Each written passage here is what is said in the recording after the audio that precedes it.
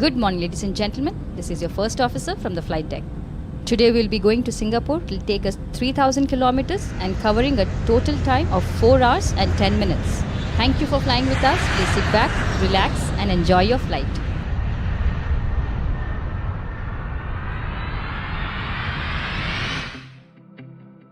Hi, my name is Aruna. I'm a pilot. I work as a senior first officer in a reputed airline in India based out of Bangalore. I was born in a Hindu Brahmin family in a small town called Joda. It's near Jamshedpur. When I was 10 years old, on one Sunday calm morning, the loud noise of a helicopter descended, and from there arose my dream to be a pilot out of the dusk, literally. Whenever an airplane would fly over my house, guess what I would do? I would run out to watch it. It was mere joy. From that day, I decided I want to be a pilot.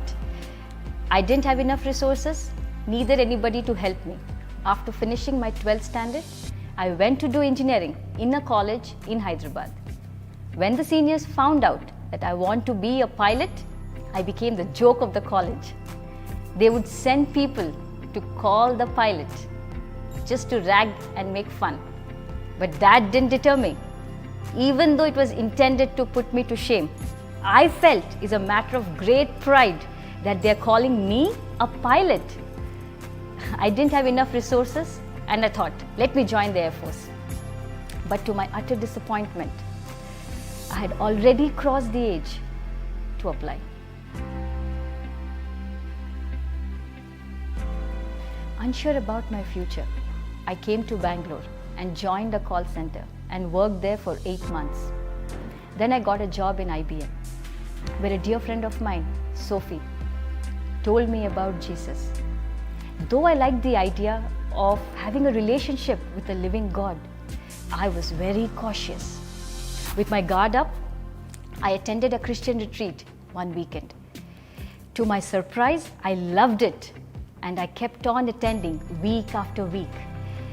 One Sunday morning, they spoke about Jeremiah 29:11.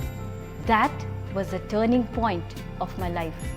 The scripture says, "For I have plans to prosper you and not to harm you, to give you a hope and a future." I took a leap of faith and I quit IBM. And I decided once again to pursue my dream to be a pilot.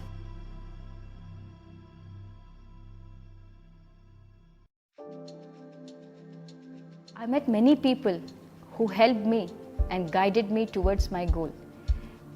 But as I started depending on them, they would stop helping me. Then I realized it is better to trust in the Lord than to trust people.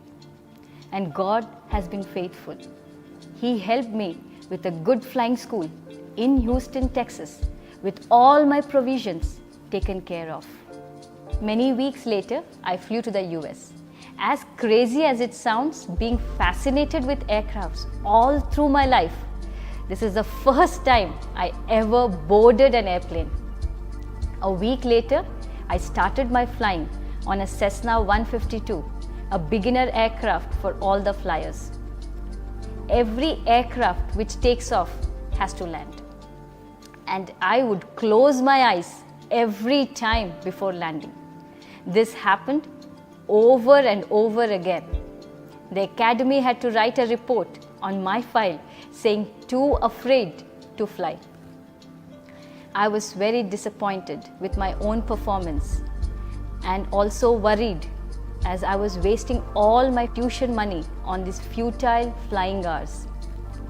Fear started to creep in. And then the Lord reminded me of His scripture, which says, "I have not given you a spirit of fear or timidity, but power, love, and a sound mind." The next day, the dean approached me and inquired me of my shortcomings. He said, "Why don't you change your instructor and fly?" The next flight, I flew with a new instructor, and he said, "I'm fit to fly and land on my own." And lo and behold, I was able to land the aircraft on my own, and that was a big success for me. I returned to India with a commercial license, single and multi-engine rating. I was confident that I have a license, I can get a job, I'm qualified for it, and above all, God is by my side. Who can stop me? But things don't go as planned. At that time, none of the airlines was hiring and the aviation market was completely shut. As I could not wait any longer, I had to pick up odd jobs to pay off my loan, which I had taken during flying. During that time, God taught me that He is not my ATM machine, that I ask and He gives it in my time. I had to learn to wait for His perfect timing because He is always an on-time God. He taught me what worship is all about. He taught me that I need to worship Him for who He is in my life, not what He can do or what He has already done in my life. As 5 years passed by, I was already approaching the age where I would not be eligible anymore to apply for the airlines. Suddenly, a friend of mine called. She said, a reputed airline is going to induct pilots in the near future. Why don't you apply and start preparing? I thought to myself, yes, I should start preparing. And I applied for that exam, which happened 9 months later. And with the help of God's wisdom, I was able to clear the exam among the top 10. And soon, I was given an appointment letter to join as a junior first officer in the reputed airline. I would just like to think this and thank God, for He who has begun a good work is faithful to complete it. After my training, I got placed in Bangalore. I fly the domestic and the international sectors all across the globe. In Bangalore, God gave me a spiritual home, that is Bethel Church, Hebbal.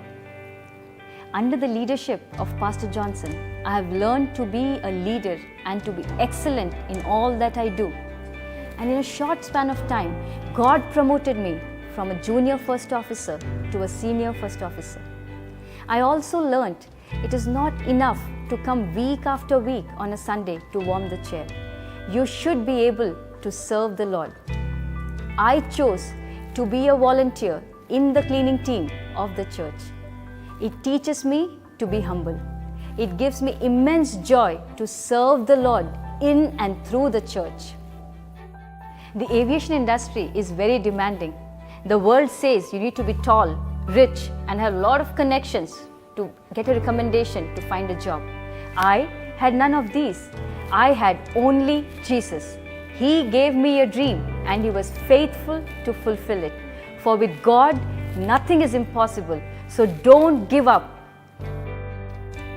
I dare you to dream today, for dreams come true through Jesus.